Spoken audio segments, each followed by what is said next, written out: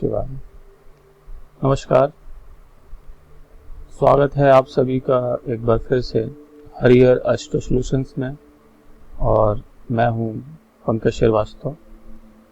दर्शकों, आज की ज्योतिष कक्षा का हमारा विषय है ग्रहों का बलाबल, अर्थात कौन सा ग्रह कुंडली में कितना बलवान या शुभ कारक होके बैठा हुआ है। तो पराशर होरा शास्त्र में ग्रहों की 9 स्थितियों को बताया गया है। ग्रहों के बलाबल या इनकी शुभता और अशुभता को समझने के लिए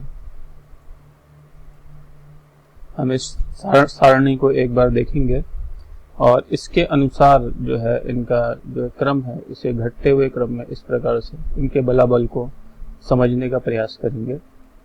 तो सबसे पहले देखिए, उच्च राशि में होने पर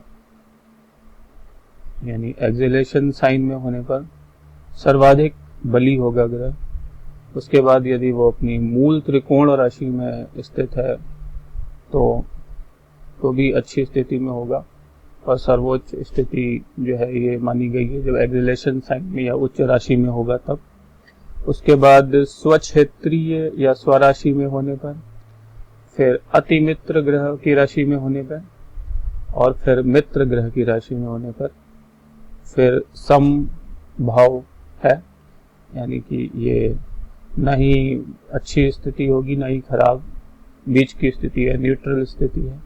उसके बाद शत्रु ग्रह की राशि में होने पर ये जो है ये शुभ परिणाम नहीं देते हैं, और फिर अति शत्रु की राशि में होने पर और भी अधिक जो है अशुभ माना जाता है, और नीच राशि में होने पर उससे भी अधिक जो है अशुभता मानी गई है।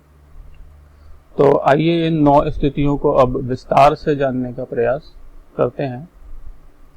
तो अभी पहले मैंने सबसे पहले बात करी थी कि उच्च राशियों की बात करी थी, यानी एक्सेलेरेशन की बात की थी। तो यहाँ पे एक्सेलेरेशन और डिप्लेशन जो है नीच स्थिति और उच्च स्थिति दोनों को समझेंगे। तो ये यहाँ पर ग्रह हैं। तो सूर्य जो है वो मेष राशि में 10 डिग्री पे होने पर सर्वाधिक जो है उच्च स्थिति में होगा, और यही सूर्य ग्रह यदि तुला राशि में 10 डिग्री पर तो सर्वाधिक जो है नीच स्थिति पर होगा। तो इसके बाद चंद्रमा को इसी प्रकार से देखेंगे। वृष राशि में 3 डिग्री पर ये अपनी नीच स्थिति उच्च स्थिति में होगा, और अगर ये वृश्चिक राशि में 3 डिग्री पर है तो ये नीच स्थिति में होगा। और मंगल इसी प्रकार से देखिए, मकर में 28 डिग्री और नीच जो है कर्क में है 28 डिग्री पर। बुध कन्या में जो है उच्च राशि है इसकी, और नीच राशि जो है वो इसकी मीन है। बृहस्पति कर्क राशि में उच्च का है और मकर राशि में नीच का है। और शुक्र ग्रह मीन राशि में 27 डिग्री पर जो है सर्वाधिक जो है उच्च स्थिति पर होगा, और कन्या राशि में नीच स्थिति पर।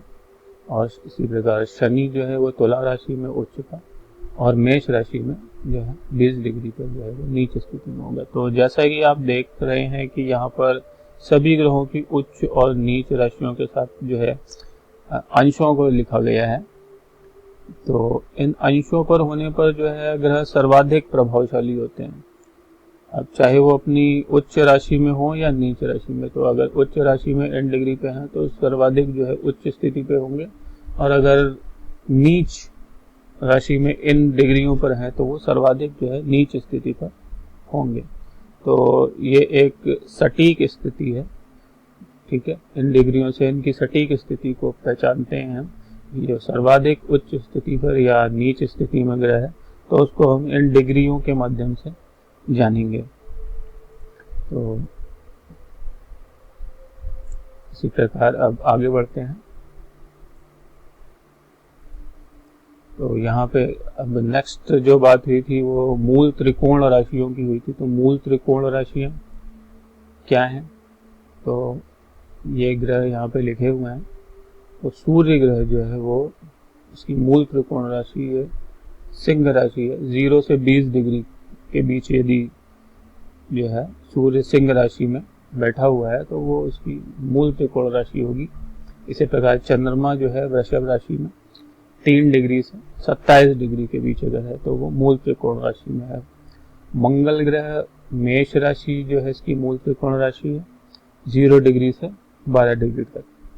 और इसी प्रकार बुध कन्या राशि 15 डिग्री से 20 डिग्री पे।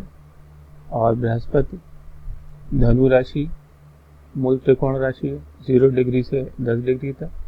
और शुक्र ग्रह तुला राशि इसकी मूल राशि है 0 डिग्री से 15 डिग्री पर। और शनि जो है वो इसकी कुंभ राशि मूल त्रिकोण राशि है 0 डिग्री से 20 डिग्री पर।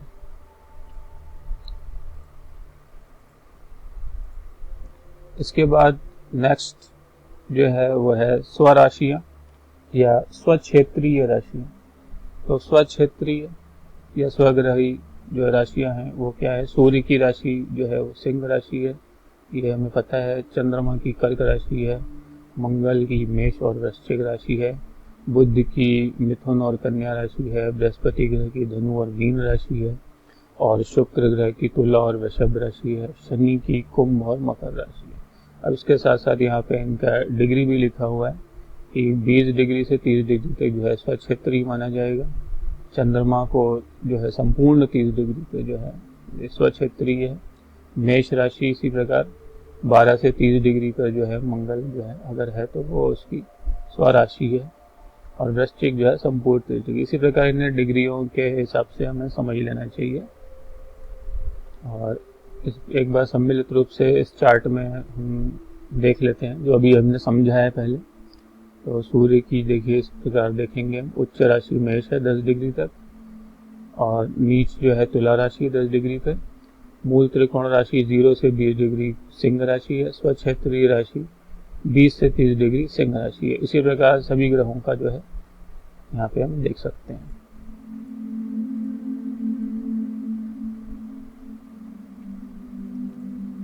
आगे बात करेंगे राहु और केतु की।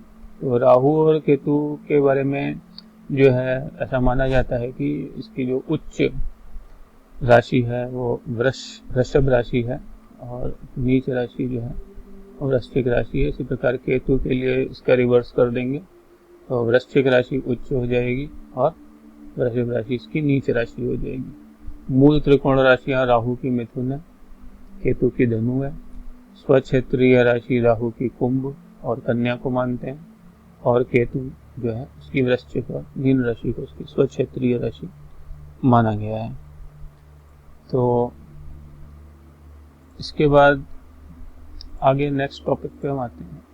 तो वहाँ पे हम ग्रहों की मैत्री के बारे में यहाँ पे समझेंगे। क्योंकि मित्र ग्रह की राशि में और अति मित्र ग्रह की राशि में होने पर, या शत्रु राशि में होने पर, या अति शत्रु राशि में होने पर, वो भी एक स्थिति के बारे में अभी हमने बात करी है। तो यहाँ पे ग्रहों की मैत्री को हम 2 चरणों में समझेंगे। एक नैसर्गिक मैत्री होती है, एक तात्कालिक मैत्री होती है। ठीक है, तो इसे कुछ ग्रह जो हैं वो नैसर्गिक रूप से जो है वो आपस में मित्रता या शत्रुता का भाव जो है वो रखते हैं, तो इसे हम नैसर्गिक मैत्री जो है कहते हैं। इसी प्रकार जो तात्कालिक मैत्री है वो जो है तो कुंडली में विभिन्न भावों में स्थिति जो है ग्रहों के बीच जो तात्कालिक संबंध बनते हैं कुंडली के अनुसार, तो ये हर व्यक्ति की अलग कुंडली होती है, तो कुंडली के अनुसार जो ग्रहों के बीच संबंध बनते हैं, जो तात्कालिक जो है संबंध बनते हैं, उसके आधार पर जो है ये तात्कालिक मैत्री जो है वो डिसाइड होती है। तो इस प्रकार इसका मूल्यांकन करते हैं। तो अब इन दोनों नैसर्गिक मैत्री और तात्कालिक मैत्रियों को का जो मूल्यांकन करने के बाद हम इसका जो परिणाम निकालते हैं उसे हम बोलते हैं पंचदा मैत्री। तो इसके आधार पर दोनों को सम्मिलित करके इनका मूल्यांकन करके तीसरी एक जो इनका परिणाम जो प्राप्त करते हैं उसे हम पंचदा मैत्री जो कहते हैं। अब इसे हम थोड़ा और जो है विस्तार से समझने का प्रयास करते हैं। तो इसे देखिए, नैसर्गिक मैत्री के लिए मैं आपको बता दूं कि ये जो कि बताया था मैंने कि ये फिक्स रहती है हमेशा, तो ये कुंडली के अनुसार बदलती नहीं है। ये एक मतलब रूल है कि हमेशा जो है चंद्रमा जो ये जो सूर्य है जैसे एक ग्रह में उदाहरण के लिए सूर्य को लेते हैं, तो सूर्य ग्रह की जो है हमेशा चंद्रमा और मंगल और गुरु से मित्रता ही रहेगी, और शुक्र जो है इनका शत्रु भाव रहेगा इनसे, और बुध जो है वो सम है।